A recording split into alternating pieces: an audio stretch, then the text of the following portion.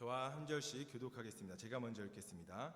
형제들아, 내가 너희에게 알게 하노니 내가 전한 복음은 사람의 뜻을 따라 된 것이 아니니라.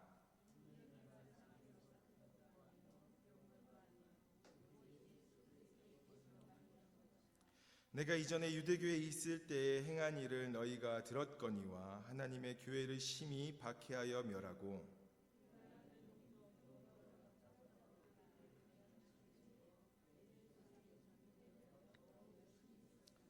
그러나 내 어머니의 태로부터 나를 택정하시고 그의 은혜로 나를 부르신 이가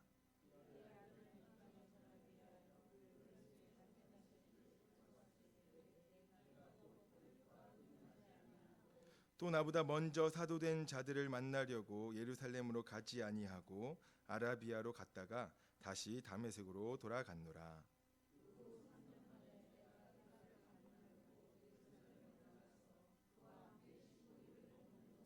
주의 형제 야고보 외에 다른 사도들을 보지 못하였노라.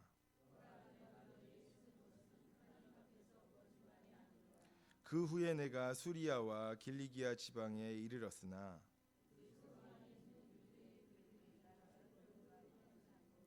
다만 우리를 박해하던 자가 전에 멸하려던 그 믿음을 지금 전한다함을 듣고 나로 말미암아 하나님께 영광을 돌리니라. 아멘. 저는 오늘 우리 성도님들과 함께 본문 말씀을 가지고 어딜 향하십니까? 라는 제목으로 말씀을 함께 묵상하고 또 생각해보고 함께 기도하길 원합니다. 이사야 40장 28절에서부터 31절은 오늘 우리에게 이렇게 말합니다.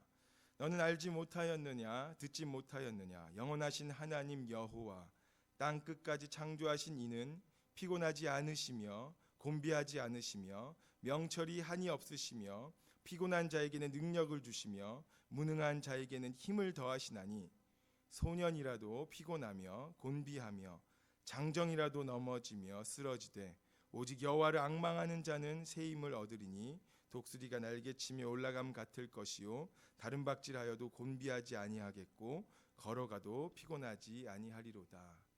오늘 이 말씀이 무더운 더위 가운데 지친 우리 성도님들에게 힘이 되는 말씀이 되기를 원합니다. 때론 이 무더위 가운데 몸이 지치다 보니까 우리의 마음도 생각도 지칠 수가 있는데 그런 가운데 오늘 이사야서에 있는 이 말씀이 힘이 될 수 있기를 간절히 소망합니다. 우리 중에 혹 피곤하고 그리고 아무것도 할 기력이 없을 만큼 몹시 지쳐서 고단한 혹시 성도님들이 계십니까? 그런데 이 고단함을 넘어서서 예수를 향해 가던 길을 멈춰서서 다시 이전으로 돌아가고 싶은 생각을 혹 품은 분들이 계십니까? 예수를 따라간다는 것, 예수를 믿는다는 것 참으로 기쁘고 즐거운 일이고 예수를 처음 만난 날 너무나도 행복하고 즐거웠죠. 그런데 하루가 지나고 한 달이 지나고 1년이 지나고 여러 해가 지나고 이전에 내가 처음 만났던 이 예수의 감격이 잊혀질 즈음에 우리는 이 무더위와도 같이 우리의 영혼을 급습해온 것은 무엇이냐면 힘들다, 쉬고 싶다, 피곤하다, 이제 내가 그만 예수를 향해 가던 길을 멈춰서고 싶다 라는 생각이 급습해 온다는 것이지요. 혹시 우리 성도님들 중에 그런 상황이 있는 분들이 계시지는 않습니까? 피곤치도 곤비하지도 않으시는 하나님께서 하나님을 바라보는 자들에게 새 힘을 주시니 오늘 본문 말씀은 오늘 이사야서에 있는 말씀은 우리가 능히 일어서서 달릴 수 있다고 말씀하고 있습니다. 그러므로 포기하지 않고 뒤돌아서지 않고 예수의 길을 향하여 오늘도 일어나 걸어가는 우리 의왕우리교회 성도님들이 될 수 있기를 간절히 소망합니다. 이러한 마음으로 우리 옆에 계신 성도님들에게 우리 포기하지 맙시다 라고 함께 한번 인사하시겠습니다. 우리 포기하지 맙시다. 네, 끝까지 달리는 겁니다. 오늘 본문 말씀은 갈라디아에서 있는 특별히 이 말씀은 복음으로 자유를 얻은 바울의 자신의 자서전적인 고백이 담긴 말씀입니다. 자기의 삶을 고백하고 있다는 것이지요. 우리의 말로 표현하면 간증하고 있다는 것입니다. 왜 바울은 오늘 본문 말씀에서 자신의 이야기를 이렇게 하는 것일까요? 이유는 한 가지입니다. 그것은 바로 복음을 전하는 바울을 공격하는 자들이 있었기 때문이라는 것입니다.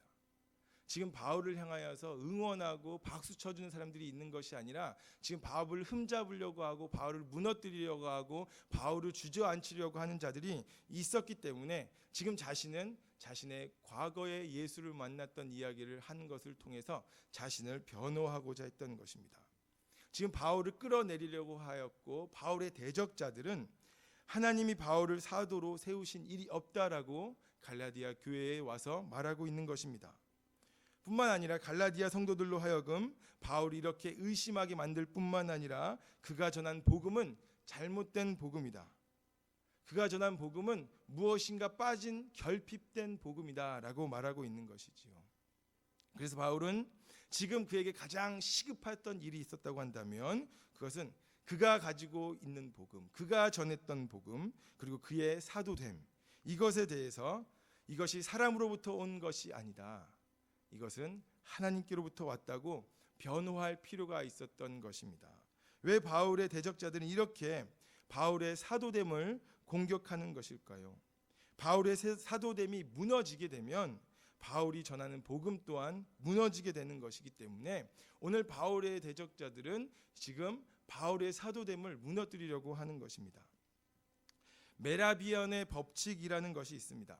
이것은 한 사람이 상대방이 말하는 것으로부터 받는 이미지에 있어서 시각이 55%를 차지하고 청각이 38%를 차지하고 나머지 7%는 언어가 그 사람의 이미지를 좌지우지한다는 법칙입니다. 즉 메시지를 전달하는 사람의 자세, 제가 지금 가지고 있는 저의 자세 있지 않습니까?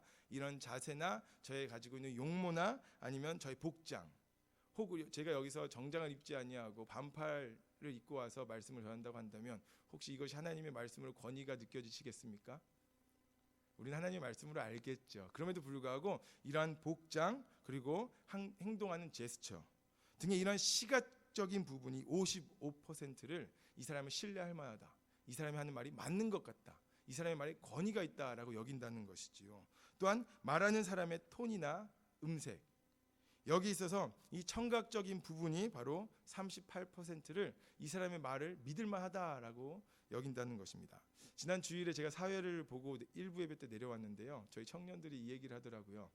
광고 시간에 목사님이 광고를 하시는데 톤이 일정해가지고 로봇가 말하는 줄 알았다고 하던 것입니다. 정말 그러했는지는 제가 잘 모르겠지만 제 나름대로는 발음을 정확히 해보려고 했는데 혹시 오늘도 톤이 일정하게 간다 할지라도 들리는 것은 하나님의 말씀이기 때문에 하나님의 말씀으로 받으시길 바랍니다.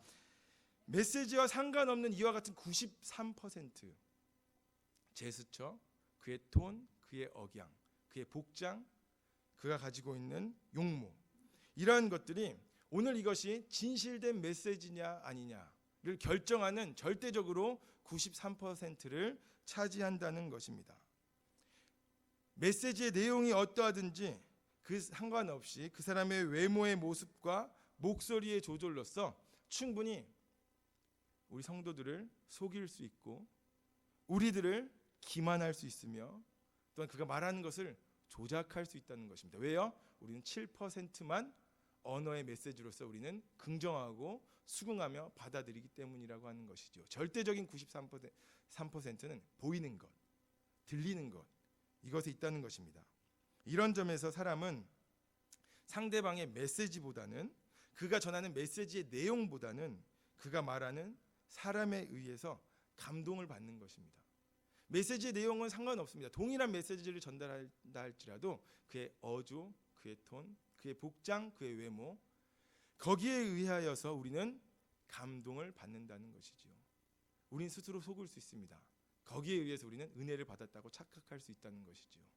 하나님의 말씀이 내 삶을 지도하고 내 생각을 바꾸는, 송두리째 바꾸는 은혜를 경험해야 하는 것인데 우리는 이러한 외적인 것들로 인해서 감동받은 것으로 은혜 받았다 착각할 수 있다는 것입니다. 실제로 말이 아니라 말을 하고 있는 사람 자체가 메시지라고 하는 것을 보여주는 법칙인 것입니다. 무엇이요? 우리가 말하는 것보다 우리에게 보여지는 것, 우리가 인격성, 우리에게 주어진 것, 즉 메시지를 담고 있는 우리의 삶의 모습이 곧 말하는 내용보다 더욱더 중요한 메시지가 된다는 것입니다.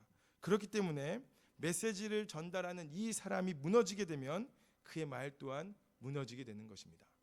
메시지를 전하는 이 전달자인 사람이 무너지게 되고 주저앉게 되면 그가 전하는 말은 신뢰를 잃게 된다고 하는 것이지요.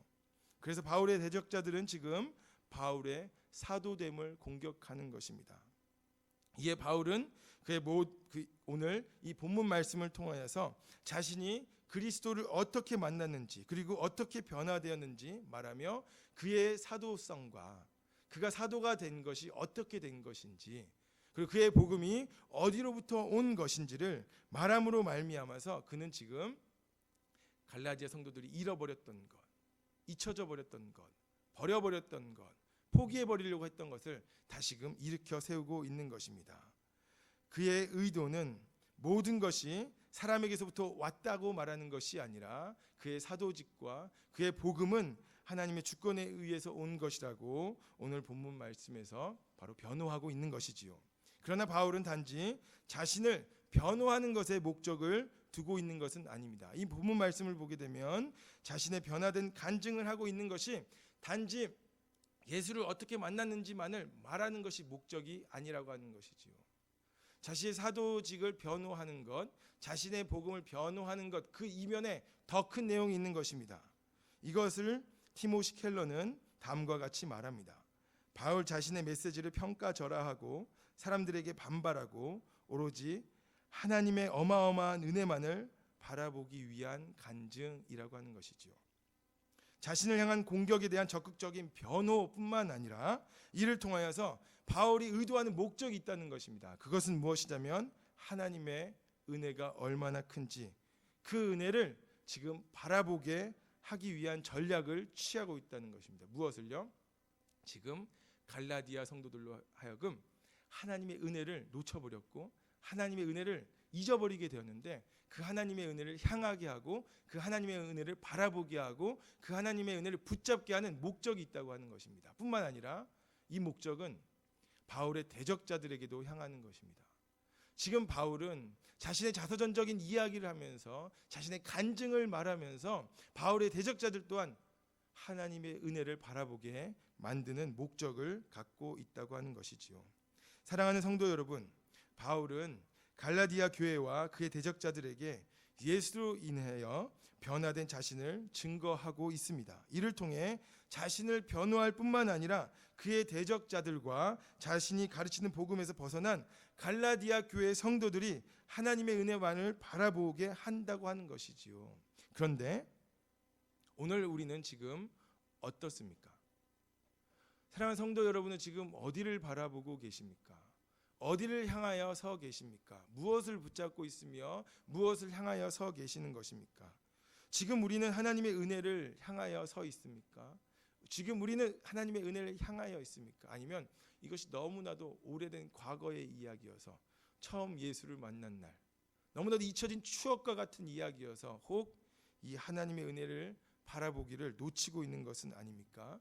그래서 우리는 지금 하나님의 은혜를 바라보고 향하고 있고 그 하나님의 은혜를 듣고 상기하는 것이 아니라 어쩌면 오늘 우리는 세상의 수많은 잡음들로 인하여서 혼돈에 빠져 있고 혼란해하고 있고 지금 우리의 신앙의 기반은 철저히 흔들리고 있는 것은 아닙니까? 이 여름날의 무더위와 마찬가지로요.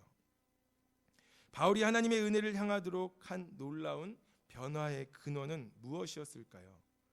바울은 이것이 사람에게서 받은 것이 아니고 배운 것도 아니라고 11절과 12절에서 말합니다. 그럼 이것이 어디로부터 왔다고 말을 합니까? 그것은 예수 그리스도의 계시로부터 말미암은 것이라고 말합니다. 바울은 다메섹으로 향하고 있었습니다. 다메섹으로 향하는 그 길 가운데 그는 부활의 예수님을 만났습니다. 이전까지 그에게 예수님은 어떤 존재였을까요? 그에게 있어서 예수님은 나무에 매달려 죽은 저주받은 자였습니다.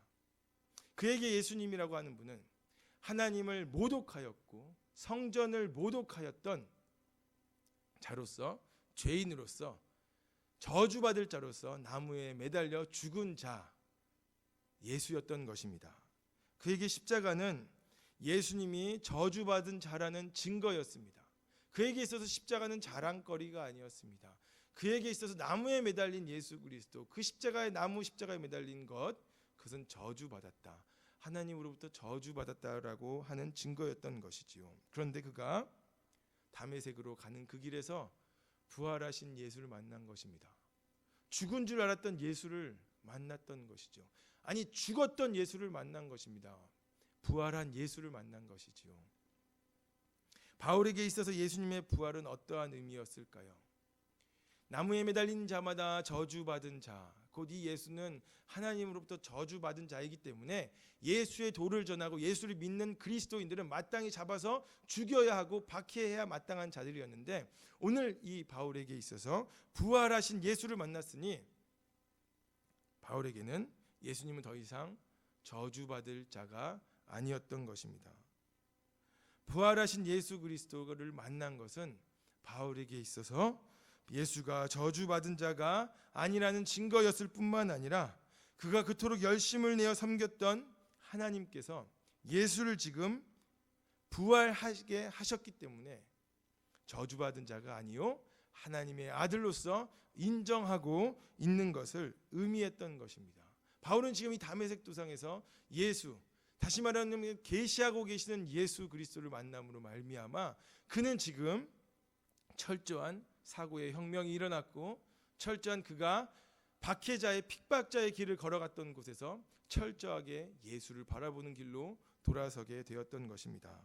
따라서 바울은 십자가에 못 박혀 죽고 부활하신 예수가 주와 그리스도가 되시며, 초대교회 성도들이 고백했던 것처럼 예수를 뭐라고 고백했던가요?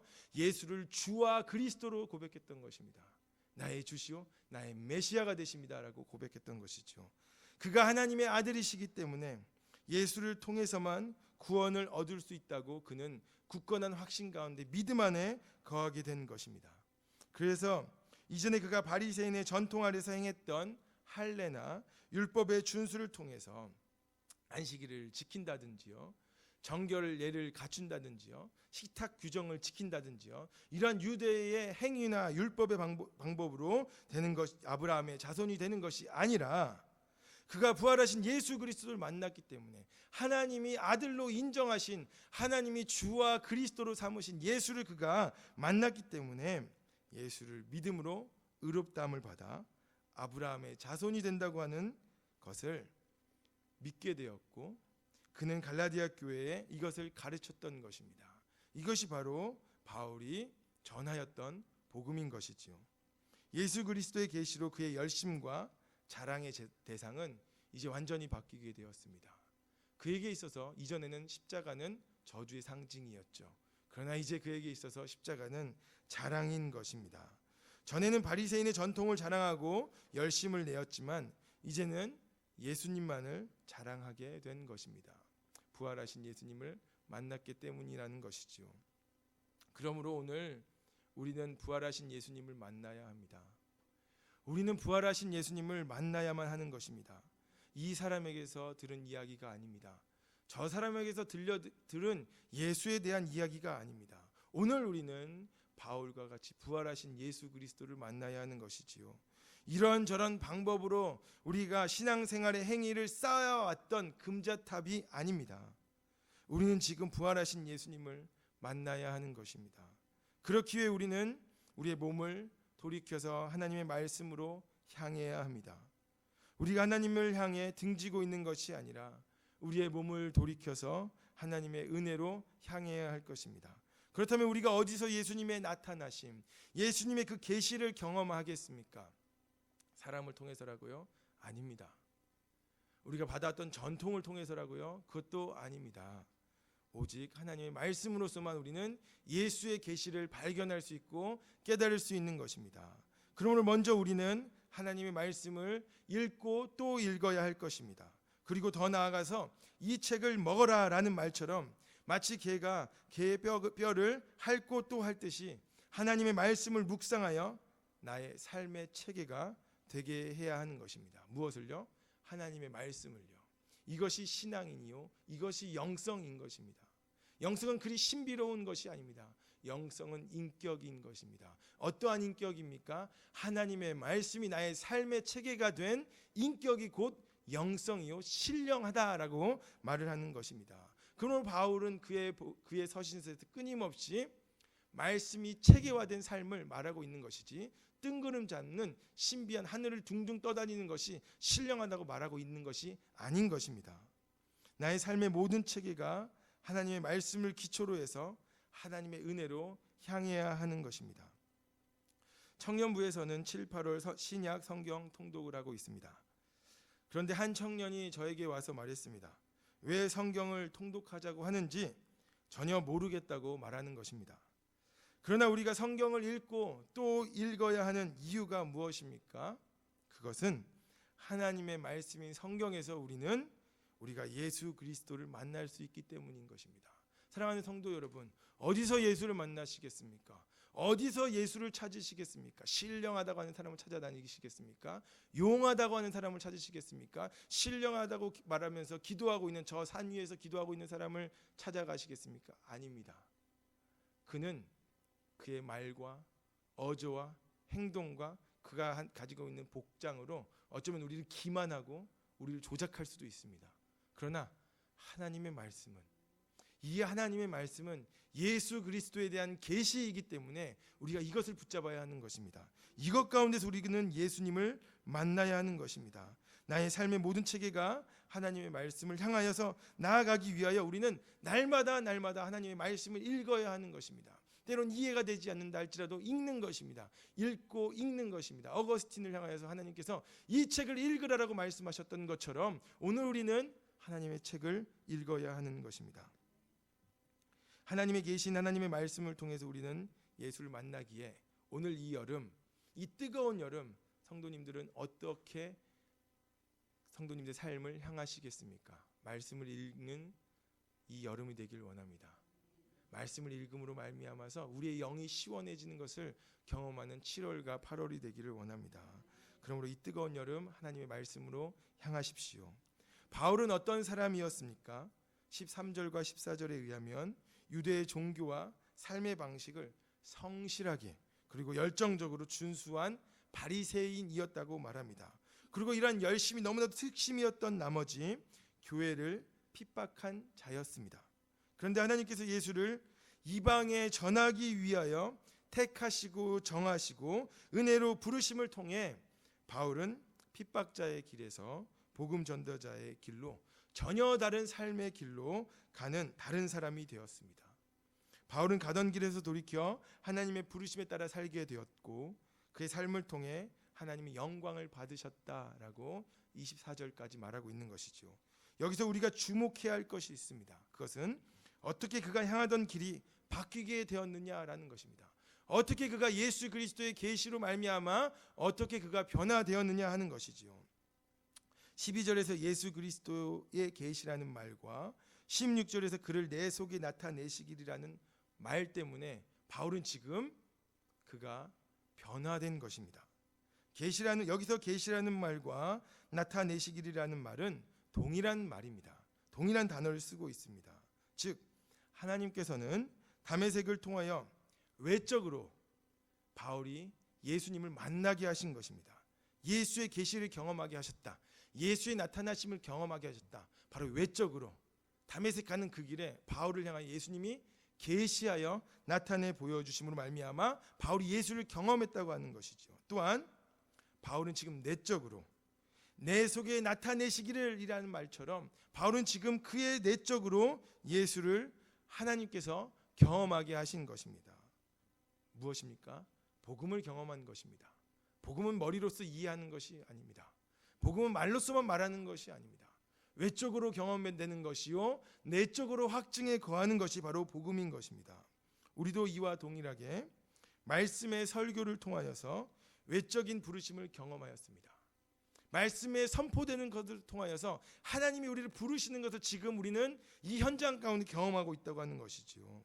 그리고 이것은 내적으로 적용케 하시는 성령의 내적인 부르심으로 말미암아 우리는 예수 안에서 구원의 참된 기쁨을 경험하는 것입니다. 저와 우리 모든 성도님들은 바로 이 외적으로 부르시는 우리 하나님의 말씀과 오늘 내적으로 부르시는 이 성령의 일하심으로 말미암아 우리는 이 구원함에 이르게 된 것입니다. 그런데 흥미로운 것은 구원받았음에 대한 기쁨에 멈춰서고 있지 않은 것이 오늘 본문에서 보여주는 내용이라는 것입니다. 16절에서 내 속에라는 말과 24절에서 나로 말미암아 영광 받으셨다고 하는 이 나로 말미암아라는 말은 동일한 말입니다. 즉 내 속에 영광을 받으셨다. 나로 말미암아 예수님이 나타나셨다. 다시 말하면 내 속에 나타난 예수 그리스도로 말미암아 지금 유대의 교회들이 하나님께 영광 돌리게 되었다는 것입니다. 무엇으로요? 나의 행위가 아닌 것입니다. 나의 말의 자랑도 아닌 것이죠. 나의 논리적인 말도 아닌 것입니다. 무엇입니까? 내 안에 살아계신 예수 그리스도가 나타나심으로 말미암아 지금 유대의 교회들이 영광을 하나님께 돌렸다고 하는 것이지요. 변화시키시는 하나님의 은혜가 바울의 삶 속에 나타났기 때문인 것입니다. 말씀이 삶이 되므로 말미암아 예수와 연합된 나의 삶은 이제는 예수를 증거하는 메시지가 되는 것입니다. 무엇이 탁월한 전도일까요? 무엇이 탁월한 복음을 전하는 것일까요? 말에 있지 않습니다. 능력에 있는 것이죠. 그렇다면 그 능력은 무엇입니까? 내 속에 살아계신 예수의 영이 증거되는 것, 예수의 영이 나타나는 것이 되는 것입니다. 그런데 오늘 우리는 우리의 삶에서 예수가 지금 나타나고 있는지 물어봐야 할 것입니다. 머리로만 예수를 믿고 있는 것은 아닌지 질문해 봐야 하는 것입니다. 우리는 머리로만 예수를 믿는 것이 아닙니다. 그와 더불어 예수와 함께 인격적인 관계를 맺는 것이죠. 그와 함께 통하는 것입니다. 그와 더불어 살고 그와 함께 동행하는 것입니다. 얼마나 기쁜지 모르는 것이지요. 자신의 삶의 모습, 그리고 행동, 그리고 우리의 인격, 그리고 말을 통해서 예수 그리스도를 드러내고 나타내야 하는 책임이 오늘 우리에게 있는 것입니다. 내일부터 초등부 여름 캠프가 2박 3일간 진행됩니다. 그리고 이번 주 주일부터 화요일까지 중고등부 수련회가 진행이 됩니다. 우리는 우리의 삶을 통해 우리의 다음 세대들에게 그리스도를 드러내야 할 책임이 있음을 분명히 기억해야 할 것입니다. 무엇을 통해서요? 오늘 본문 말씀을 통하여서요. 혹 우리 가운데 학부모님이 계십니까? 무엇으로 우리 자녀들에게, 우리의 다음 세대들에게 예수 그리스도가 엄마의, 아빠의 마음에 살아계신다 보여주시겠습니까? 말이 아닙니다. 교회 가라는 핀잔도 아닙니다. 설득도 아닌 것이죠. 하나의 책임 있는 행위. 캠프를 보내고 두려워도, 아이가 지금 성적이 떨어질까 봐 두려워도 엄마 안에서 살아계신 예수 그리스도를 보여주는 겁니다. 그래도 예수님이 너를 인도해 주실 거야. 2박 3일간 이 여정 가운데 그래도 예수님이 너를 들어서 세우실 거야. 두려워하지 말아라, 나의 아들아, 나의 딸아. 우리의 부모님들은 지금 우리 다음 세대들에게 이것을 보여주셔야 하는 것입니다. 성경에 있는 말씀을 줄줄이 암송하는 것이 아니라고 하는 것이죠. 이 하나의 행동이, 책임 있는 이 행동이 우리 다음 세대들에게는 각인이 되는 것입니다. 예수님이 살아계시구나라고 하는 것으로 말입니다. 그렇기 때문에 우리는 오늘 힘써 더욱더 기도해야 할 것입니다. 책임이 크면 클수록, 우리가 해야 할 것이 보이면 보일수록 우리는 힘써 주께 간구하며 기도해야 하는 것입니다. 왜요? 예수님께서 예수의 길을 가시기 위해, 하나님께 순종해 가는 그 길을 가시기 위해 기도하셨기 때문이라는 것이죠. 예수님이 기도하셨는데 말이죠. 우리가 어찌 기도하지 않겠습니까? 하나님이신 예수님이 하나님의 뜻에 순종하시기 위해 기도하셨다고 한다면 우리는 더욱 힘써 기도해야 하는 것 아니겠습니까? 우리의 다음 세대들이 예수 안에 참된 구원의 기쁨을 누리는 자녀가 되기를 우리는 힘써 기도해야 할 것입니다. 그들이 이번 수련회와 여름 캠프를 통하여서 예수 그리스도를 내적으로 그리고 외적으로 경험한 되어지기를 기도해야 할 것입니다. 오늘 이들에게 이 2박 3일의 이 날은 내면에 충만히 거하신 예수의 영을 경험하는 날이 되어야 할 것이고, 오늘 그들에게 있어서 이 2박 3일의 날은 다시금 오지 않을, 외적으로 그에게 오셔서 말씀하시는 예수를 경험하는 날이 되도록 우리 어른들은 힘써 기도하셔야 할 것입니다. 바울은 핍박자의 길을 갔던 사람입니다. 그러나 이제 그로 말미암아 유대 교회들이 하나님께 영광을 돌리게 되었습니다. 이것은 자신의 삶이 그리스도를 만남을 중심으로 방향이 재설정되었다는 것이지요. 이전에 가장 중요하던 것이 이제는 더 이상 중요한 것이 아닙니다. 이전에 중요하지 않던 것이 이제는 가장 중요한 것이 되었다는 것입니다. 삶의 방향의 중심성이 이제는 자기의 중심에 있는 것이 아니라 예수 그리스도의 중심으로 바뀐 것이지요. 우리는 오늘 방향을 재설정해야 합니다. 그리스도를 향한 헌신 없는 삶, 순종이 없는 삶에서 우리의 삶을 전적으로 그리스도께 드리고 그분의 부르심에 전적으로 헌신해야 할 것입니다. 우리가 방향을 재설정하기 위해 바울이 그러했듯이 우리가 기억해야 할 두 가지가 있습니다. 그것은 첫 번째로 하나님이 우리를 택정하셨음을 기억하십시오. 사랑하는 성도 여러분, 방향을 재설정하는 것, 우리가 하나님께 나아가는 것, 그 은혜 가운데 거하는 것은 어려운 게 아닙니다. 기억하는 것입니다. 무엇을 기억하는 것일까요? 하나님께서 우리를 택정하셨음을 기억하는 것입니다. 바울을 향한 하나님의 구원의 영광스러운 이 계획이 언제부터 있었던가? 바울은 이렇게 말합니다. 어머니의 태로부터 나를 하나님께서 택정하셨습니다. 무엇입니까? 하나님께서는 영원 전부터 저와 우리 성도님들을 구원하시기로 택하여 정하셨다는 것입니다. 하나님께서 계획하셨다는 것입니다. 오늘 우리가 이 자리에 앉을 수 있는 것, 나의 의지였던 것 같지만, 나의 의지와 나의 생각대로 걸어왔던 것 같지만 사실은 하나님께서 오늘 우리가 이 자리에 앉아 있도록 택정하셨기 때문이라는 것이지요. 하나님이 주도하신 것입니다. 하나님의 주권적으로 하신 것입니다. 구원은 나에게서 시작된 것이 아닙니다. 하나님께로부터 시작된 것입니다. 내가 하나님을 알지 못하고 생각지도 않았던 그때에 하나님은 나를 생각하셨고 구원하시기를 원하셨다는 것입니다. 하나님께서 나다나엘이 무화과나무에 앉아 있는 것을 예수님께서 보셨던 것처럼 오늘 하나님께서는 우리를 택정하시고 우리 삶의 한 걸음 한 걸음, 우리의 과거 속속들이 그분은 보고 계셨고 오늘 우리로 하여금 이 자리에 앉도록 하시는 것입니다. 청년부가 공부하고 있는 갈라디아서 교재에서 나온 글 중에 하나님이 택정하셨다는 것이 무슨 의미인지 잘 알려주는 예화가 있기 때문에 들려드리길 원합니다. 그 내용은 이렇습니다. 어느 나이든 그리스도인이 하나님께서 자기를 어떻게 찾아오셨으며 어떻게 자기를 사랑하시고 부르시고 구원하시고 건지시고 깨끗하게 하시며 고치셨는지를 간증했습니다. 하나님의 은혜와 능력과 영광에 대한 놀라운 간증에 회중들은 아멘하였습니다. 그런데 집회가 끝난 뒤에 다소 율법적인 어느 그리스도인이 그분을 조용히 구석으로 불러서 일부 그리스도인들이 그렇게 하듯이 그분의 간증을 비판하기 시작했습니다. 그 사람은 그 노인을 향하여 이렇게 말하였습니다. 하나님께서 선생님을 위해 어떠한 일을 하셨는지에 대해 선생님이 하시는 모든 말을 잘 들었습니다. 하지만 선생님은 이 일에 선생님이 어떠한 역할을 했는지에 대해 아무런 언급도 하지 않으셨습니다.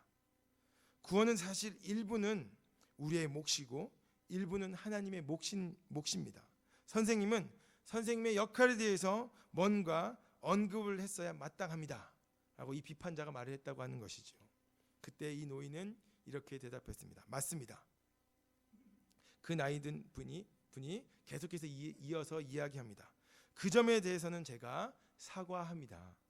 내 역할에 대해서도 말씀을 드렸어야 했습니다. 내 역할은 도망치는 일이었고 하나님의 역할은 나를 붙잡으실 때까지 내 뒤를 계속해서 뒤쫓아 오시는 일이었습니다. 신명기 7장 7절에서부터 8절은 오늘 우리에게 이렇게 선포합니다.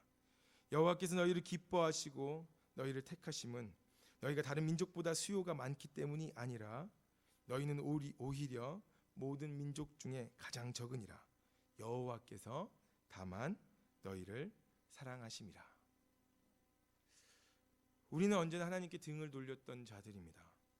그리고 지금도 등을 돌리려고 하고 있습니다. 조금만 어려움이 오면, 조금만 힘듦이 오면, 조금만 좌절되고 낙심되는 일이 오게 되면, 자신의 실망되는 일이 발견되게 되면 우리는 언제나 하나님을 향하여 등을 돌리며 도망가려고 합니다. 그러나 하나님은 나를 붙잡으실 때까지 쫓아오십니다.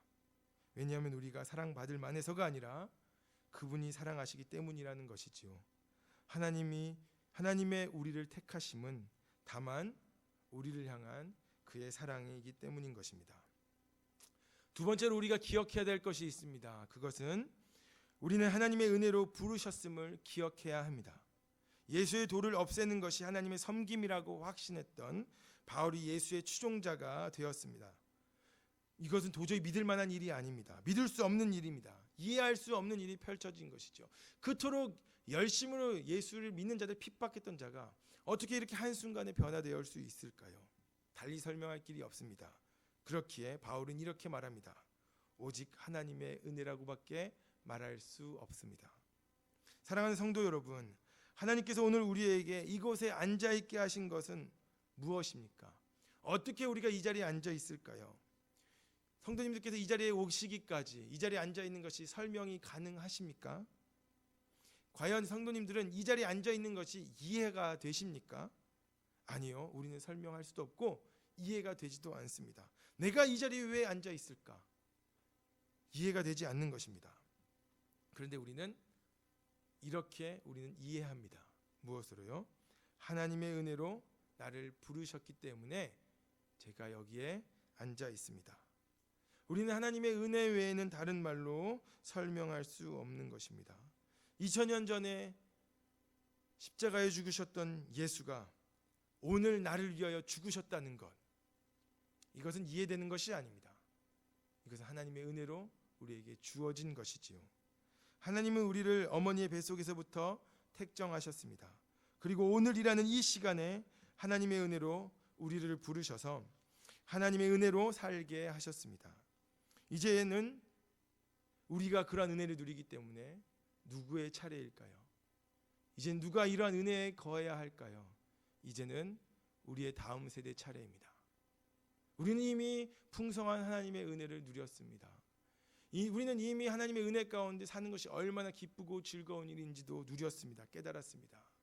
그렇다면 이제는 우리의 다음 세대의 차례입니다.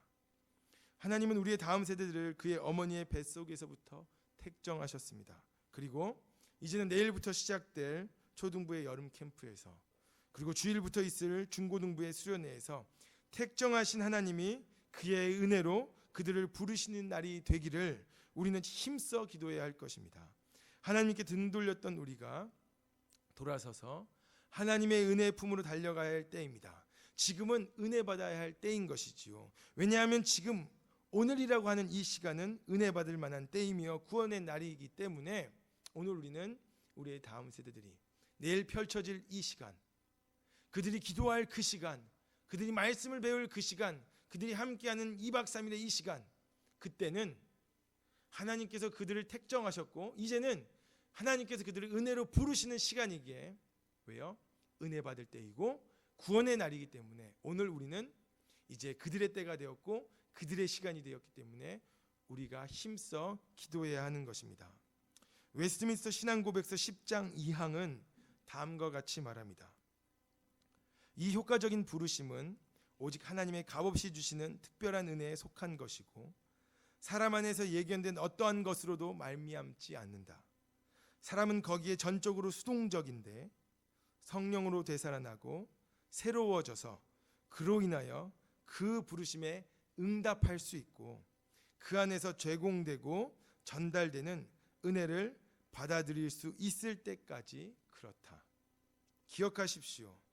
하나님께서는 우리가 은혜 받을 수 있는 때까지 우리를 부르시는 것입니다. 그 안에서 제공되는 은혜를 받아 누릴 수 있는 그때까지 하나님은 우리를 찾으시는 것입니다. 우리를 부르시는 것입니다. 하나님께 등지고 서 있는 우리를 땅끝까지 쫓아와 부르시는 은혜인 것입니다. 하나님의 이 은혜는 결코 포기함이 없는 은혜인 것입니다. 무엇이요? 우리를 만나주시는 은혜, 우리의 다음 세대를 만나주시는 은혜, 그 은혜에 있어서 포기함이 없는 은혜가 우리 하나님의 은혜라고 하는 것입니다. 그러므로 우리가 구원받은 하나님의 백성으로 가던 길을 돌아가지 않고 가던 길을 포기하지 않을 수 있는 힘의 근원이 바로 하나님이 나를 택하셨다는 것과 하나님이 은혜로 나를 부르셨다는 것을 기억하는 것입니다. 사역을 하다 보면 예수로 인하여 기쁨과 자유를 경험하다가도 이내 예수를 따르는 길을 포기하는 사람들을 종종 발견합니다. 특히나 수련회나 성경학교를 통하여서 2박 3일 또는 3박 4일 그 일정 가운데 놀라운 은혜를 경험하고 뜨겁게 기도하였다고 할지라도 주를 위하여 결단하였는데도 불구하고 그렇게 열심을 내었는데도 불구하고 이내 실망하고 낙심하는 모습들을 많이 보았습니다. 그런데 그런 이유를 살펴보니 주된 이유는 주를 사랑하는 마음만큼 나의 삶의 행동이 따르지 않기 때문에 스스로 갖는 실망감으로 인한 것입니다. 그리고는 내가 정말 구원받은 자가 맞는가 스스로 질문하게 되는 것이죠. 내가 정말 예수 믿는 게 맞는가 스스로 질문하는 것입니다. 그리고 실망하는 것이죠. 왜요? 나는 예수님을 믿어서 내가 이렇게 달라졌을 거라 생각하는데 여전히 나의 이런 모습을 보게 되니 실망하게 되는 것입니다. 예수를 믿는다면서 내가 이것밖에 되지 않는가? 더 높고 더 숭고한 것을 기대했는데 나의 주위의 상황도 변하는 것이 없고 그리고 나 자신도 전혀 달라지는 것이 없으니 마음이 슬픈 것입니다. 또 죄짓고 반복해서 죄짓는 자신을 보니 좌절되고 실망도 너무나도 커서 날 향한 하나님의 은혜의 구원조차도 흔들린다는 것이지요. 혹 우리 중에 이러한 슬픔과 괴로움을 경험하셨던 성도님들이 있으시다면, 아니 지금 혹시 이러한 낙심과 절망 속에 있으시다면 우리 하나님의 은혜를 기억하시기 바랍니다. 죄인을 위하여 죄 없으신 예수가 하늘 보좌를 버리시고 이 땅에 오셔서 날 위해 죽으셨습니다. 그리고 그가 날 위해 부활하셨습니다. 그리고 그가 우리에게 외치시는 말씀은 이러합니다. 이제는 죄가 없다. 이제는 은혜 아래 거하는 자이다. 이제는 죄 없다 하신 예수의 은혜로 우리는 살아가는 자들임을 기억하시기 바랍니다. 죄와 우리의 거룩하지 못함과 변화없는 자신의 모습을 아파하고 슬퍼하는 것은 맞는 것입니다. 왜요? 우리는 이제는 하나님을 뜨겁게 사랑하는 자가 되었기 때문이라는 거죠. 하나님을 뜨겁게 사랑해야 될 우리가 하나님을 사랑하지 못하고 있으니 슬퍼하는 것은 마땅한 것입니다. 그러나 구원이 흔들려서는 안 될 것입니다. 왜냐하면 내가 먼저 하나님을 찾았던 것이 아니라 나를 택하시고 찾으셔서 부르신 분이 하나님이시기 때문이라는 것이지요. 그러므로 우리는 이제 아프고 슬플수록 하나님을 사랑하는 것이 너무 큰데 그에 보답하지 못하고 그에 따르지 못하는 나의 이 괴리감 속에 아프고 슬플수록 우리는 좌절에 빠지고 낭망하는 것이 아니라 우리는 하나님의 은혜로 말미암아 이제는 하나님의 은혜의 보좌 앞으로 더욱 담대히 나아갈 수 있는 것입니다. 죄로 괴로웠던 날들이 있었습니다. 2001년도였던 것 같습니다. 학교에 영지훈이라고 하는 시간이 있었는데요. 그 영지훈이라는 시간은 금요일 제 기억으로는 지금 3시 반 이후에 있었던 시간이었고 3학점의 시간이었었는데요. 그때 매 시간 찬양을 먼저 함께 전 1학년들이 같이 찬양하고 수업을 듣는 시간이었습니다. 그래서 여느 때와 마찬가지로 일찌감치 자리에 앉았습니다. 제가 앉은 자리는 저희 채플실 가운데 가장 앞자리, 중앙 앞자리에서 그 왼쪽 통로의 두 번째 자리가 항상 제 고정석이었거든요. 제가 열심히 있었기 때문에 그 자리에 앉은 것이 아니라요. 저희 조가 그 자리였기 때문에 제가 그 자리에 앉아 있었습니다. 그날 죄로 괴로운 날이었습니다. 너무나도 죄로 괴로웠던 날 채플실에 앉았습니다. 연때와 마찬가지로요. 앞에서 수많은 찬양의 노랫소리가 귓가에 스쳐 지나갔습니다. 여느 때와 마찬가지로 기도도 하고 찬양도 하는 것이죠. 그런데 들리는 찬양은 저에게 아무 의미가 없었습니다. 인도자가 함께 기도하자고 하는 그 기도도 저에게는 아무런 의미가 없었습니다. 왜냐하면 지금 나는 죄로 괴로운 날이었고 저는 지금 죄로 슬픈 날이었기 때문입니다. 하나님을 향한 죄송한 마음과 죄로 인해 무너진 저 자신에 대한 용서할 수 없는 마음에 아무것도 할 수 없어서 그냥 우두커니 앉아 있었습니다. 두 눈을 감은 채요. 그때에 한 찬양이 들려오기 시작했습니다. 그 찬양의 가사는 이러합니다. 나를 지으신 이가 하나님, 나를 부르신 이가 하나님, 나를 보내신 이도 하나님, 나의 나 된 것은 다 하나님 은혜라. 갑자기 저도 모르게 회개할 힘이 일어나기 시작했습니다. 이제는 돌아가고 돌이킬 힘이 생긴 것입니다. 왜냐하면 나의 시작도 생각해 보니까요, 제가 이 자리에 앉아 있는 것도, 내가 예수를 믿었던 그 시작도, 그리고 내가 끝맺어야겠다고 하는 내 스스로 끝이라고 생각하는 그 끝도 다 하나님의 은혜였기 때문에 그때부터 힘이 나기 시작했습니다. 하나님께 힘써 회개할 힘이 생겼다는 것이죠. 로마서 11장 29절은 다음과 같이 말합니다. 하나님의 은사와 부르심에는 후회하심이 없느니라. 사랑하는 성도 여러분, 우리는 이제 죄 앞에 살아가는 자들이 아닙니다. 하나님 앞에 살아가는 자들입니다. 요한복음 1장 1절은 말씀이 하나님과 같이 함께 계셨다고 말합니다. 이 함께 계셨다는 말은 그냥 더불어 있었다는 말이 아니고요, 하나님이 이렇게 계시면 예수님이 그의 몸을 돌이켜서 전적으로 하나님을 향하여 서 있었다는 말입니다. 하나님과 예수님이 함께 하셨던 그 사랑이 충만한 연합의 교제는 하나님을 향하여 아들이신 예수님이 끊임없이 하나님을 바라보는 관계였던 것이지요. 이것은 예수님이 하나님을 향하여 서 있는 모습을 말하는 것이 요한복음 1장 1절에 있는 말씀인 것입니다. 우리 또한 하나님을 향하여 하나님의 사랑 안에 거하는 자들이 되었습니다. 전에는요, 우리는 하나님을 향하여 등을 졌던 자들이지만 이제 예수로 인하여서 예수와 함께 적극적으로 하나님을 향하여 선 자들이 우리 된 것입니다. 우리 또한 하나님을 향하여 예수와 함께 하나님의 사랑 안에서 충만한 사귐 안에 들어가게 된 것입니다. 그러므로 사랑하는 성도 여러분, 우리 함께 하나님의 은혜를 붙잡고 의지함으로요, 나를 택정하셨고 나를 그 은혜로 부르셨던 하나님의 은혜를 붙잡음으로요, 적극적으로 우리의 몸을 돌이켜서 하나님께로 나아갈 수 있기를 간절히 소망합니다. 그러기 위해서는 우리는 이제 하나님의 말씀을 근원이자 최고의 권위로 삼아야 합니다. 그리고 하나님께서 나를 택하셨음을 우리 기억합시다. 그리고 그가 나를 부르셨음을 기억합시다. 이로 말미암아 우리를 통해 하나님께서 영광을 받으시는 아름다운 삶, 그리고 더 이상 하나님 향하여 등 돌리지 않는 삶, 그런 삶을 저와 성도님들이 이 의왕의리교회라는 공동체에서 함께 이뤄가기를 간절히 소망합니다. 우리 이 시간 나를 지으신 이가 하나님, 우리 함께 찬양하고 같이 기도하시겠습니다.